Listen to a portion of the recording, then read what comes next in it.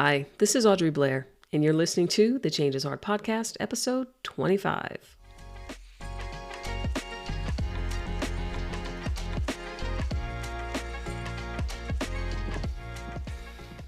Hello and welcome. Thank you for hanging out with me in this week's episode.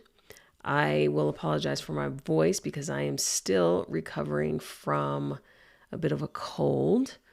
And hopefully I'm towards the end. I think that I am, because I'm supposed to be going on a small getaway this week to the Bahamas. So in 2 days, and I do not want to have a stuffy nose in the Bahamas. I don't think that would be very fun.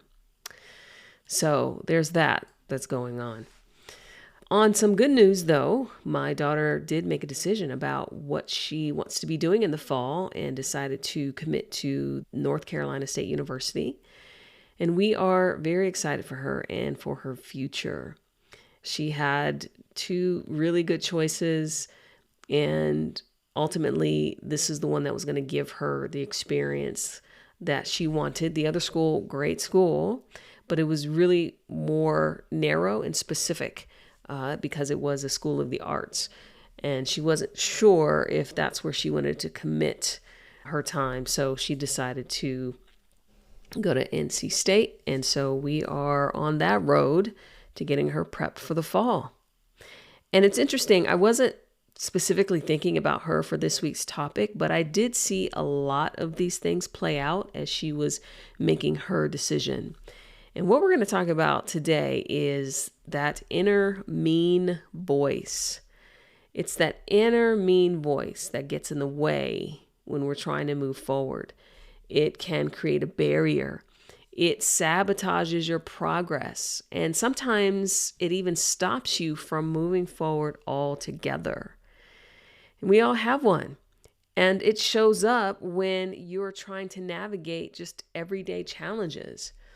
It tells you stories about how you can't do that, or how you shouldn't go there, or how that doesn't look right, or how it's not good enough.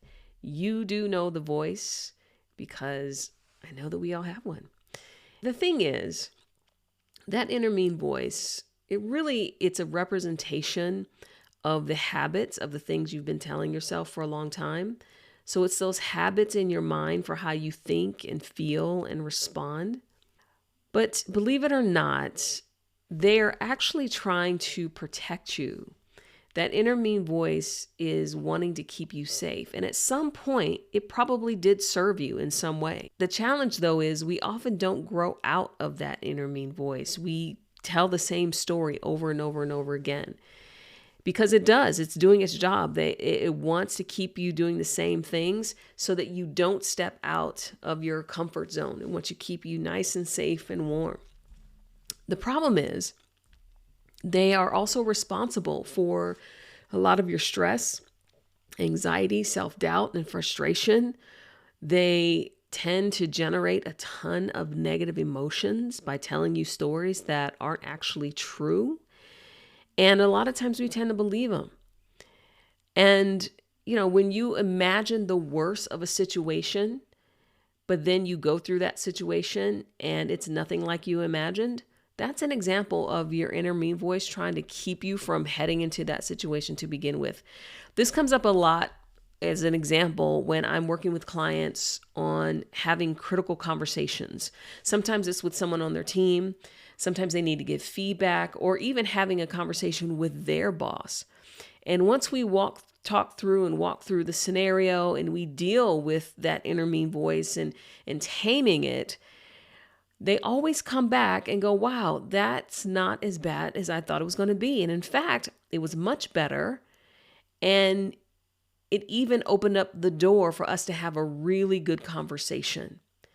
So that voice often is keeping us from growth. It's keeping you from building closer relationships. It's keeping you from, in many ways, getting what you want or getting what you need. And I'll explain that as I talk about these voices. Now, I think what's important to know is a lot of times people go, well, I just shouldn't think that way, or I have to stop thinking that way, which on one hand, maybe that's true, but I don't think you can stop thinking that way until you actually deal with what's going on. And in order to deal with it, you have to be able to recognize the character of that voice so that you know what to address. So if we call the master voice, we'll just call it the judge. And I like to think of it as the master antagonist. So all of these characters are the antagonists. And the big one really is the judge. It's kind of that universal inner critic that beats you up over every little mistake. It's the one that keeps you up at night or wakes you up in the middle of the night at 3 or 4 o'clock, obsessing over something that went wrong in a conversation 2 or 3 days ago. The judge is often scanning for those flaws, and not only in you, but often in others in your life as well. The challenge is it activates all the other inner critics too. And it's responsible for a huge amount of, again, that stress, that unhappiness, that self-doubt, and can also drain your energy and kills your effectiveness. So I want to talk through the inner mean voices, and I have 7 characters, and then I have 2 or 3, I'll call them hyper antagonists as an honorable mention. And you'll know it when you hear it. So I'll just talk about what they are, give you a couple of examples of them, and you'll be able to know. And you probably have more than one. I mean, we all have some version or variation of these, some just not as strong or as loud as others.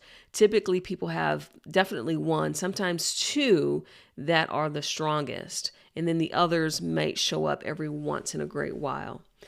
And in no particular order, I'll just start with the perfectionist. The perfectionist in your mind says nothing less than the best or nothing less than perfect will do. It's that all or nothing thinking. And really, the perfectionist sets these impossibly high standards. And when you don't meet them, that's when the self-criticism comes in. There's a lot of fear of failure. When I come across this in clients, one of the main things is that fear of failure. And on top of that, it's not only that there's fear of failure, but the standards are so high, they're almost impossible to reach to begin with. So there's this constant sense of falling short. This voice can be obsessed with results and really has a hard time enjoying the process. When I say things like, well, it's about the process, not the goal, I get an eye roll because it's hard for that perfectionist to think about the process and then getting to the end and maybe it falling short because it's so afraid of getting things wrong. And because of that, the perfectionist, believe it or not, will often procrastinate. And then they will overcompensate by working overtime to fix their mistake and sometimes other mistakes as well. When it's at its height, it forces you to become irritable or tense and even sarcastic, especially when things just aren't right. So that perfectionist inner voice, you have to be able to challenge it when it's telling you that nothing less than perfect will do. You have to go, is that actually true? Is there really something wrong with what's being presented here? Okay, the next one is the critic. The critic is that voice that constantly finds fault, sometimes with others, but especially with you. It's responsible for bringing feelings of shame or regret, low self-esteem. It underestimates your confidence. It makes you second guess yourself. And sometimes it has a way of dragging up everything you've ever done wrong. It's like you can't do this one thing because of all the 10 things you've done wrong before. And that critic can be super harsh and can fixate on maybe what's missing or what's broken and really has a hard time with appreciation. Now, the thing with the critic is that it thrives on comparison. So if you find yourself thinking a lot, well, they're better than me, or at least I'm not as bad as them, that is a condition of that critic inner mean voice that's coming after you and is forcing you to stay seated where you are and not allowing you to grow confident. The next one is the pleaser. And it's just how it sounds. The pleaser wants everyone to be happy. They want everyone to like them, even at their own expense. This voice has a hard time with boundaries. It struggles to say no. It can overcommit. You know, if you are sacrificing your time, your energy, maybe even your resources. The challenge is it does that in order to feel valued or accepted. Again, this is rooted in insecurity and a need for validation. So the pleaser seems really warm and kind on the outside, but just under the surface, there's a lot of anxiety. And the thought is, will they still like me if I don't show up perfectly? Will they still like me if I say no? Will they still like me if I create a boundary and I don't show up when I can't? The pleaser needs constant reassurance and at the same time has a hard time stating their needs, which then eventually leads to resentment, which is wild because I won't tell you what I need, but I want you to meet that need because I need the reassurance. But because you don't know what it is, then I'm going to have some resentment. And sometimes when you have a friend that you can't quite figure out what you're supposed to be doing, it might be the pleaser underneath the covers. If you're the pleaser, start thinking about how can I be more confident in sharing what I actually need. And if you're friends with the pleaser, you have to ask them a lot of questions. Don't let them get away with that. The next one is the vacillator. This is the voice that wavers a lot. It's very indecisive, deeply sensitive. And sometimes the vacillator is stuck in emotional conflict. The vacillator can panic when it feels like it's being misunderstood or rejected. It can idealize relationships, which can be a little bit challenging because if you put a relationship up on a pedestal or you have these super high standards that no one can meet, it's really, really difficult to be friends or to think that you are liked or loved in this situation. And this voice makes you feel like you're walking on emotional eggshells. So you're always wondering, will they get me or will they leave? If you have a vacillator inner voice, you're probably exhausted, especially in your relationships. That one shows up quite a bit in relationships, friendships and otherwise. The next one is the controller. And the controller wants everything done a certain way. It's fast. It wants to be precise. The biggest thing about the controller is they want it done on their terms. They want it done the way that they might do it. So the controller can also be goal-driven and doesn't have a lot of patience for people who can't keep up. So the controller is the one that's like, I see the potential in you and why aren't you doing more? Now, the controller also doesn't trust very easily and can blame others when things go wrong. So instead of facing its own fears, it will push others harder, and then it forces you to escalate conflict. So if you've ever been surprised about how someone reacted to your helpful feedback, there might be a controller underneath the surface there. And for you, thinking about constantly being goal-driven, super fast, is there any patience for someone else? Is there room for someone to do it their way? You might want to think about taming that controller. The next one is the avoider. And the avoider is the one that hates conflict. It hates discomfort and anything emotionally messy. This voice wants to keep the peace, even if it means ignoring real issues. That's the challenge with this avoider is you don't actually get to the heart of very much, and it doesn't allow for much intimacy in relationship. This voice makes you seem pleasant on the outside, but on the inside, there's this strong urge to escape or deflect or talk about the weather when there's obviously something else that's going on or needs to be addressed. It definitely values comfort over confrontation and prefers to pretend that everything's fine even when clearly it's not. So the avoider stays on the sidelines of deeper relationships and difficult decisions. And the problem with that is it keeps you from having the closeness that, and a lot of times, you actually want. So by avoiding the conflict, you actually don't get closer because you think that the conflict is what's going to push you further apart when it's actually the opposite. Another voice that we can have is the doubter or the victim. This voice plays small. It says things like, why bother? Or I can't do this. And it seeks attention by looking overwhelmed or helpless, sometimes without even taking action. So this one is interesting. Sometimes you might be busy doing a bunch of stuff, but then you're like, well, nothing actually gets done. So there's a lot of just waving around in the emotions with the doubter because it's constantly searching for someone stronger or something else to lean on. The issue with the doubter or the victim is that it just doesn't trust your judgment. And when you have a hard time trusting your own judgment, you can really spiral into something deeper, apathy or burnout, sometimes even depression, because you might be clinging on to the idea that things are just harder for you than it is for others. If your brain is telling you a story that it's harder for you, or no one understands you, or no one has gone through some of the things you have gone through, that really is not true. And so you have to be able to tackle that and start being open with some of the things that are going on so you can connect with people that have gone through it and can show you how to get through it as well. So those are the main characters that tend to get in our way. Think about which of those stand out for you. And I have 3 additional, I call them hyper antagonists because they all start with hyper.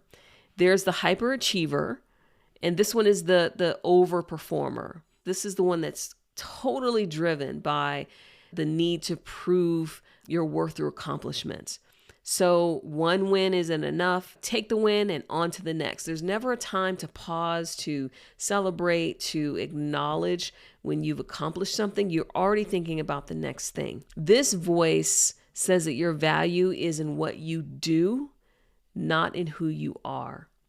And that flat out is not true. Your value is so much more in who you are and very little to do with what you do. When I'm working, especially with clients like this, the conversation around am I enough is a really big conversation. The thing is, it can look like confidence on the outside, but on the inside, there's a lot of fear. And certainly if you're not constantly achieving, then you're not enough. So that voice where there's always on to the next thing, that one you really have to slow down and think more about where you are simply just enough. The next hyper antagonist is the hyper rational. And this is the one that thinks its way through everything, thinks its way through feelings. It prioritizes logic to the point where emotions are ignored or dismissed. Relationships sometimes can feel like puzzles to solve instead of real connections to nurture. And this voice comes across very analytical, might even come across quite arrogant. And the last one that I'll mention here is the hypervigilant. And the hypervigilant voice just never rests. It's always scanning and looking for danger. It sees the negative in everything, waiting for the other shoe to drop. If your inner voice is like, don't get too happy or don't be happy too long because this is not going to last very long, that's that hypervigilant voice. This one just believes that you need to be on high alert. It's the only way to stay safe. It constantly brings an undercurrent of that anxiety. What if something goes wrong? It means well, it wants to protect you, but it never really lets you fully just take a deep breath and let go and enjoy yourself. And that's the challenge with these voices. And I do think it's important that you are able to recognize the character so that you can deal with what is actually going on. So a good question to ask is, once you've identified the ones that are tied to you, what is it trying to protect you from? That is the first question. So before I wrap it up here, the most important thing to remember is these inner voices, they aren't you. They are not the truth. They're just old thoughts, old strategies, they're old coping mechanisms that did serve a purpose at one point, That's why they started. Maybe it started in childhood and it was protecting you from something. But as you continue to grow and mature, it doesn't need to protect you from the same things as it did back then. So now it's up to you to take hold of that and start challenging those inner mean voice. Because the good news is, once you can call them out, you can then start to minimize them. And awareness is the first step to shifting some of those narratives in your head. Now, I don't believe you can silence every voice. I don't particularly believe that. But I do think you have the control to challenge them. You have the control to turn them down. You have the control to ask them questions. And you get to choose what you want to listen to even more loudly than the inner mean voice characters in your head. Because that is what's going to help to push you forward. They are going to take up space, but they don't need to live rent-free in your head. They don't need to control your actions on a daily basis. They don't need to control your progress. And once you can control them a little bit more, you then will be a lot more in control of how you're moving forward. All right. So thanks for listening today. Don't forget to like and follow. And if you are curious about what your inner mean voices are saying, maybe how to rewrite the script, I would definitely love to support you on your journey. In fact, I have a short survey that you can take, and I will drop a link in the show notes. It takes about 5 to 10 minutes to fill it out, and I'll get the results, and then I can formulate it and send back the results to you. And then from there, we can have another discussion about what those inner mean voices are keeping you from doing.